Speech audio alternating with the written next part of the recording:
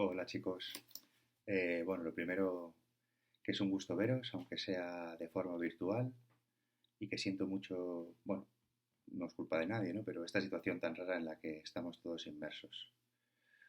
Bueno, deciros que estoy contento, que estáis trabajando bien y, y bueno, os mando este vídeo, como os dije, para echaros un cable con las actividades de la página 244 y 245 del libro.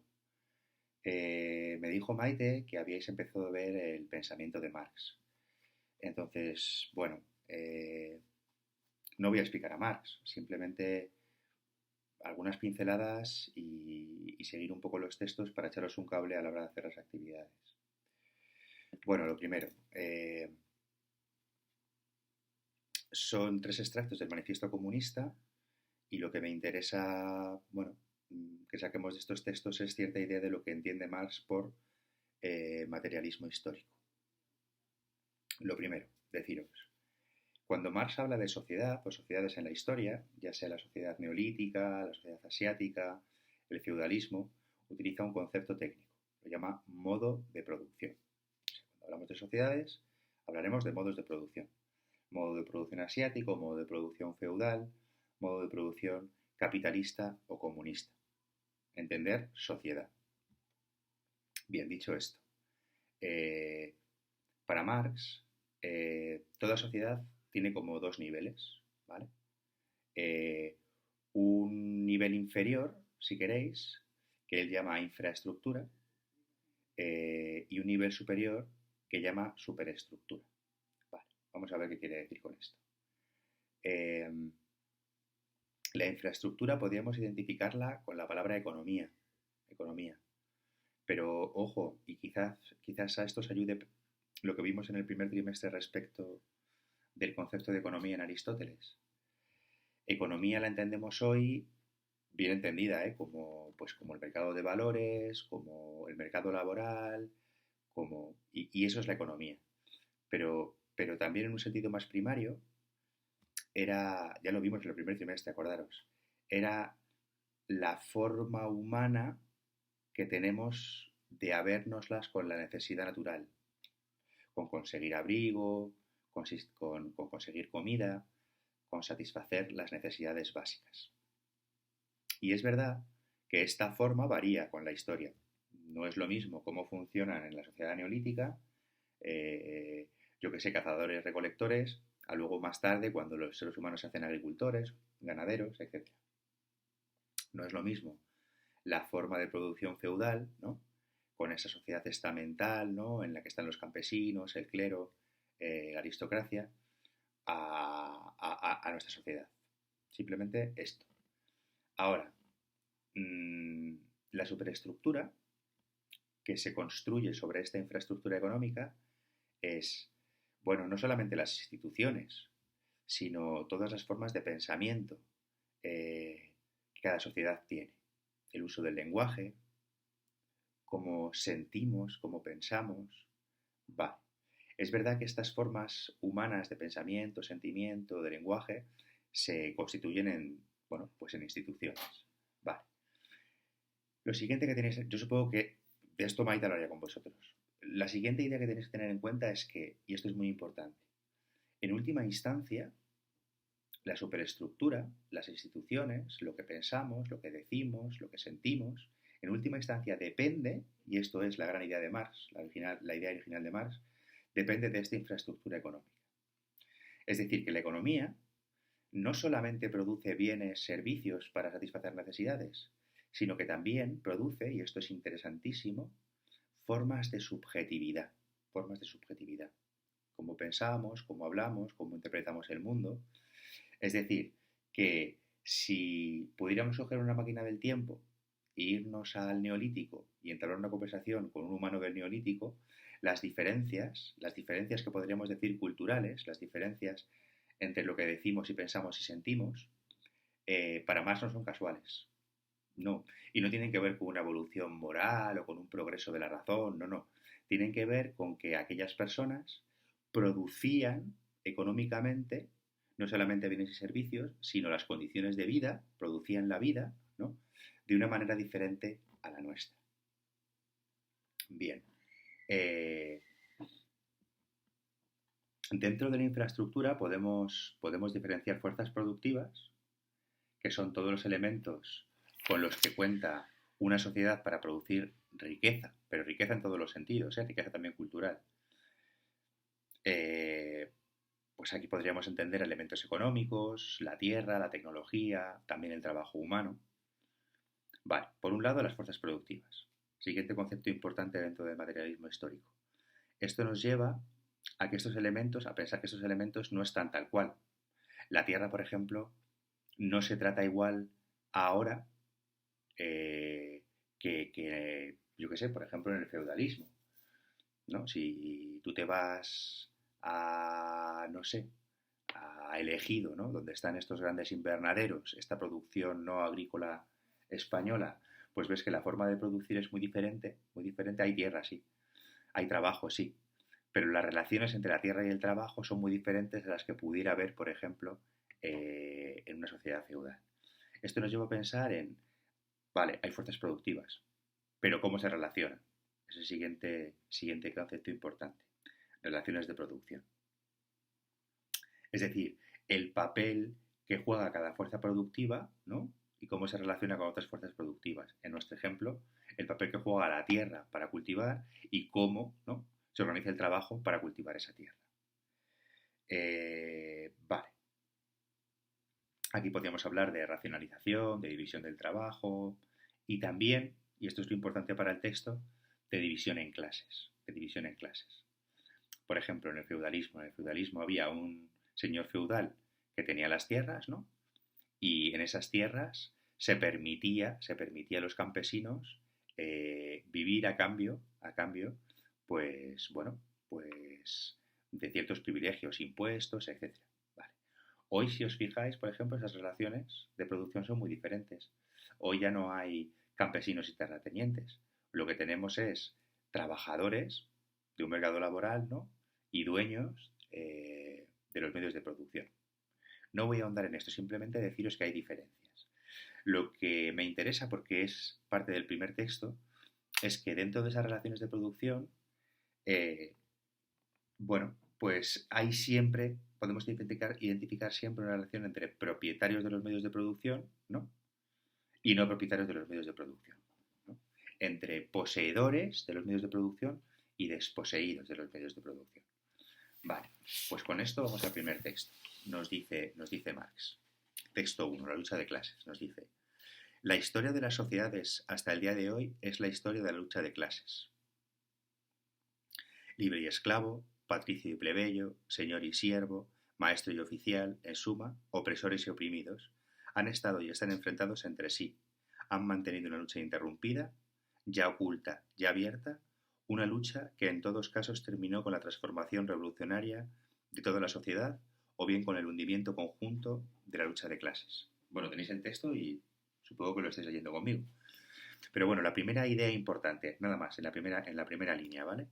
La historia de las sociedades hasta el día de hoy es la historia de la lucha de clases. Ojo, porque esta idea de Marx es muy original. O sea, hasta Marx, si queréis, los historiadores han pensado la historia como una historia no sé, de los grandes señores, de las grandes batallas, ¿no? De estas grandes personalidades que movían los hilos de la historia, ¿no? Julio César, ¿no? Y sus batallas, o yo que sé, Alejandro Magno y sus batallas, ¿no? Bien, para Marx, esta forma de contar la historia peca de idealista. Marx, que pretende ser materialista, intenta contar la historia de otra manera. En lugar de fijarnos en estas personalidades que aparecen en los libros de historia, reyes, aristócratas, en sus batallas, en sus dimes y diretes, ¿no? Poner la mirada un poco más abajo, poner la mirada en las relaciones económicas, ¿no?, que producen esa sociedad. Marx piensa que ahí está la clave de la historia. Más importante que las batallas, o más importante que la personalidad de los reyes, o más importante que sus aciertos en las decisiones o sus errores, ¿no?, es fijarnos en cómo las sociedades se construyen, no cómo piensan, no cómo deciden, sino cómo se construyen materialmente. Y para eso hay que mirar a la economía. Y como hemos visto, los modos de producción, las sociedades tienen una parte por debajo que es económica, que se llama infraestructura, en cuyas relaciones de producción siempre hay clases. Pues fijaros, la tesis es fuerte, ¿eh? La historia toda, en realidad, si se quiere entender, tiene que entenderse desde esta lucha entre aquellos agentes productivos que poseen los medios de producción y aquellos que no, entre opresores y oprimidos. Bien. Sin embargo, nuestra época, la de la burguesía, se caracteriza por haber simplificado las contradicciones de clase. La sociedad entera se ha dividido cada vez más en dos grandes campos enemigos, en dos grandes clases directamente enfrentadas, burguesía y proletariado. Es verdad que si miramos todas las sociedades siempre vamos a encontrar lucha de clases, y ese es el motor de la historia para Marx. Siempre vamos a encontrar esa lucha entre oprimidos y opresores. Lo que pasa es que estos oprimidos y estos opresores, en cada modo de producción, en cada sociedad, pues tienen diferente disfraz, ¿no? En la sociedad moderna, esta lucha se entiende como los poseedores de los medios de producción son la burguesía y los desposeídos es el proletariado. Bien, ¿por qué dice el texto que se ha simplificado al máximo esta contradicción? Porque es cierto que, bueno, en otras sociedades podías entender esta relación entre oprimidos y opresores desde diferentes niveles, ¿no? Por ejemplo, la sociedad feudal. Es verdad que el campesino podía ser oprimido y estaba en cierta contradicción por el señor feudal, pero también por el clero, por ejemplo, ¿no? Sin embargo, parece que en la sociedad moderna estas posibles luchas entre oprimidos y opresores se han simplificado mucho. Y se puede enunciar simplemente así, con dos grandes clases universales, ¿no? Los trabajadores, aquellas personas que no tienen los medios de producción, y, por el otro lado, lo que más se llama la burguesía, ¿no? Aquellas personas que sí poseen los medios de producción, ¿no? Bien, el siguiente texto, la condición de la clase obrera. Las armas de que se sirvió la burguesía para derribar el feudalismo se vuelven ahora contra ella. Me paro ahí, simplemente esto. Es curioso que en las primeras páginas del Manifiesto Comunista, si uno lo lee así, ¿no? Parece que Marx está haciendo un gran elogio a la sociedad capitalista. Como todos sabéis que él es un gran crítico de la sociedad capitalista, ¿no? Quizás el crítico más importante de la historia de la filosofía, el que más caña ha dado a la sociedad moderna, ¿no? La sociedad capitalista. Entonces es ciertamente curioso que en el prólogo pues haga una especie de elogio de la sociedad burguesa. ¿Por qué este elogio? Tiene que ver con esta frase que he leído. O sea, si os fijáis, la sociedad burguesa oprime de una manera muy rara. Oprime en condiciones de libertad, de igualdad y de fraternidad, si queréis, ¿no? Oprime bajo el lema de la Revolución Francesa. ¿Qué quiero decir con esto? Hombre, la sociedad moderna nace separándose de una sociedad feudal, ¿no? Y dinamitando, si queréis, un montón de yugos, ¿no? Quitando un montón de privilegios, ¿no? A una clase, la aristocracia, que no era por nacimiento.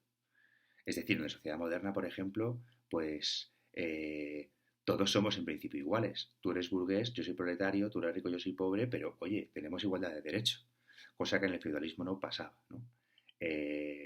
Ahora los campesinos ya no pertenecen a un señor feudal, sino que son libres, son hombres libres, ¿no? Libres de vender su pellejo, ¿no? Al mejor postor, pero desde luego no deben ninguna relación de pleitesía a ningún señor burgués, ¿no? Es decir, la sociedad moderna y la burguesía derribó el feudalismo quitándole, ¿no? Dinamitando un montón de privilegios, ¿no? Que tenían. Por ejemplo, pensar el derecho de pernada, ¿no? O el derecho de la prima nocte, ¿no? Esto de que un señor feudal podía acostarse con la mujer de un campesino, ¿no? Porque tenía derecho, ¿no? Casi como el pater familias, ¿no? Sobre sus súbditos. Bueno, pues hay una cosa buena en la sociedad capitalista, y es que todas estas antiguas y ancestrales relaciones de servidumbre, ¿no? del campesino respecto de, por ejemplo, el clero y por ejemplo, los señores feudales, pues han sido dinamitadas, ¿no?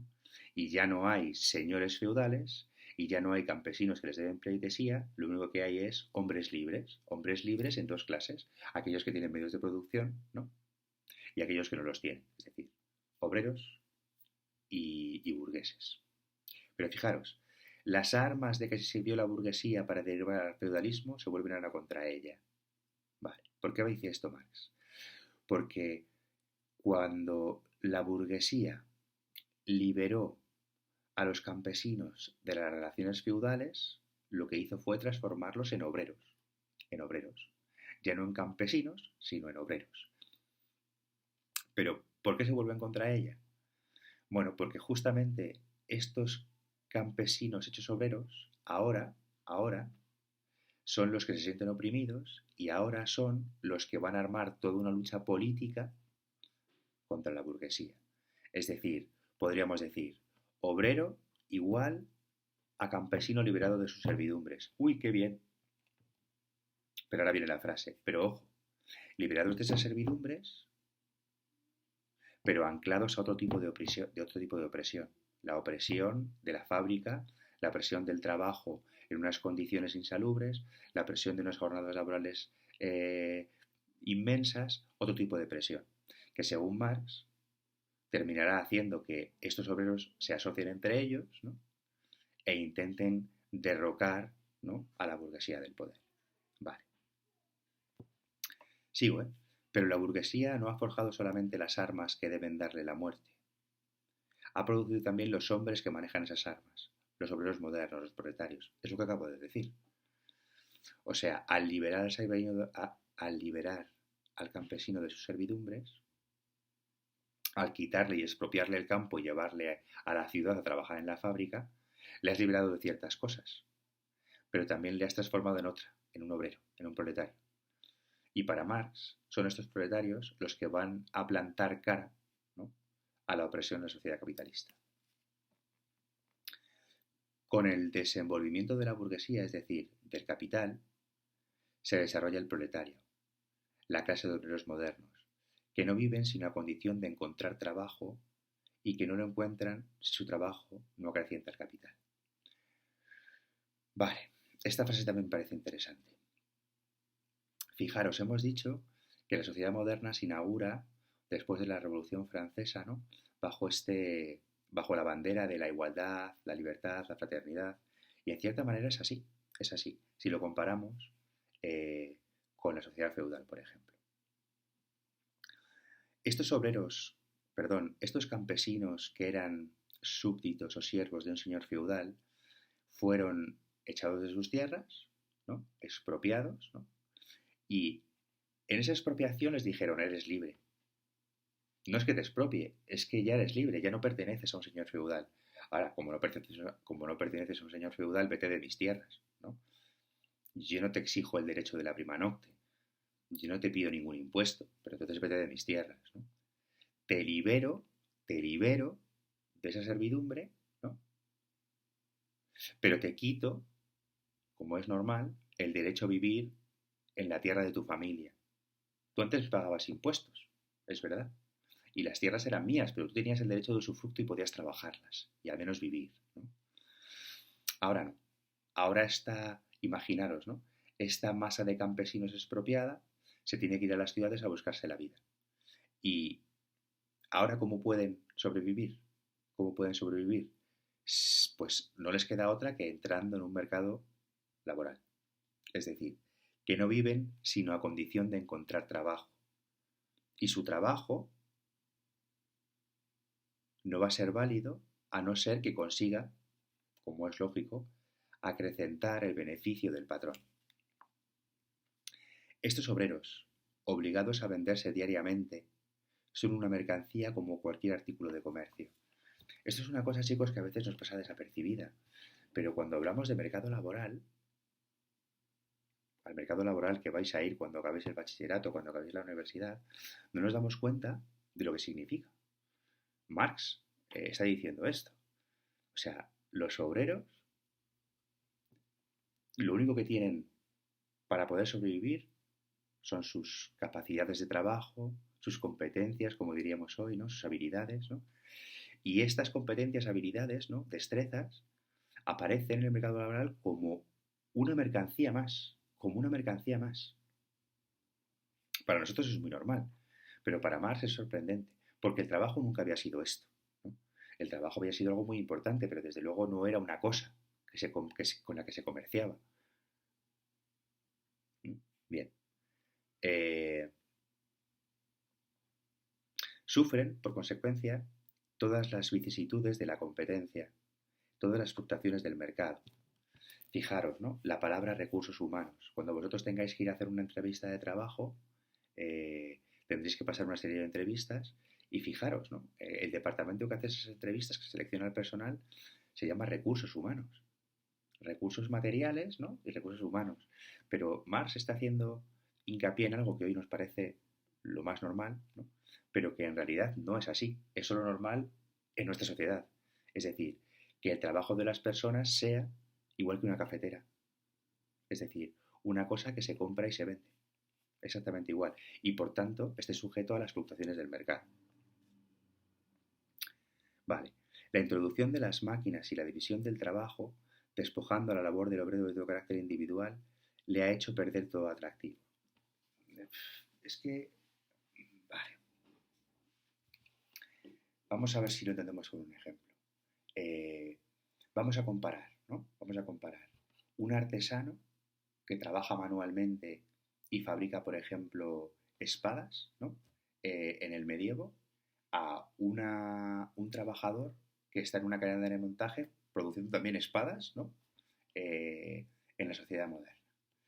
Fijaros, el artesano que había aprendido además su oficio de su padre seguramente o de su tío en un gremio durante toda su existencia, ¿no? Eh, Hacía todo el proceso de la producción, ¿no?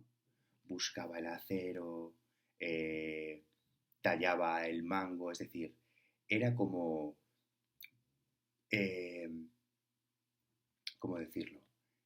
Bueno, sí, artista y artesano, ¿no? Viene ahí, de ahí viene la unión de las palabras, ¿no? Es decir, el trabajador se involucraba de una forma real en el proceso, en el proceso. Podría estar incluso orgulloso de su trabajo. Era un trabajo que le daba identidad. ¿Usted quién es? Soy un espadero, ¿no? Vale. Si nos fijamos en el otro lado del ejemplo, en un trabajador que esté en una máquina de montaje, fijaros, y el trabajo está diversificado, él a lo mejor está 12 horas, ¿no? Y lo único que hace es engarzar una pequeña gema en el mango de la espada. La espada se ha producido en toda una cadena de montaje. Hay unos operarios que hacen una cosa, otros otra, otros otra, otros otra, de una forma racional y mecánica. El trabajador del que estamos hablando lo único que hace es, durante toda su jornada laboral, estar puesto delante de una cadena de montaje y cuando pasa el mango de la espada, ping, poner la gema, ping, poner la gema, ping, poner la gema. Es decir, es un trabajo altamente mecanizado. Es un trabajo, el trabajo industrial de los tiempos de Marx, ¿no? En el que el ser humano se ha transformado en parte de una máquina, ¿no? Esto para Marx es muy deprimente, claro. Lo dice aquí, ¿no? Le ha hecho perder todo atractivo. A ti a lo mejor te puede gustar más o menos ser un espadero artesano y a lo mejor le dices a tu padre, mira, yo paso de la tradición familiar, ¿no? Pero bueno, podrías encontrar cierto gusto, cierto reconocimiento en tu saber hacer. Soy un gran espadero, sé hacer espadas, ¿no? Pero ¿qué sabe hacer este obrero mecanizado? Pues en realidad lo único que hace es poner un botón, poner un botón, poner un botón, poner un botón de forma mecánica, ¿no? Esto, según Marx, hace que el trabajo en las condiciones modernas de producción sea un trabajo pues que ha perdido todo atractivo, que aliena al ser humano. El productor resulta un simple apéndice de la máquina, fijaros. No se exige de él sino la operación más simple, más monótona, más rápida. Pon, pon, pon, poner la gema. Vale. En consecuencia, lo que cuesta hoy día el obrero se reduce poco más o menos a los medios de sostenimiento de que tiene necesidad de vivir y perpetuar su raza. Fijaros, el obrero en esas condiciones ya no saca, por un lado, ninguna satisfacción de su trabajo, porque es como parte de la máquina, un apéndice de la máquina. Pero por otro lado, fijaros, es que hoy el mercado laboral ha ganado muchos derechos, ¿no? Pero en época de Marx, los sueldos se pagaban al día, ¿no? Cada día, ¿no? El jornal que se decía. ¿Y cómo se tasaban los sueldos? Pues el dueño de la fábrica pensaba, decía, ¿cuánto cuesta el pan? ¿Cuánto cuesta que el obrero se mantenga vivo? ¿Cuánto cuesta, qué tengo que pagarle para que él pueda comer y no se muere y venga mañana a trabajar? Y así se marcaba el precio del salario. Se pagaba justamente lo necesario para la subsistencia del obrero. De la misma manera, lo trataban como, claro, como un elemento de producción. ¿Cuánto cuesta una máquina? ¿No?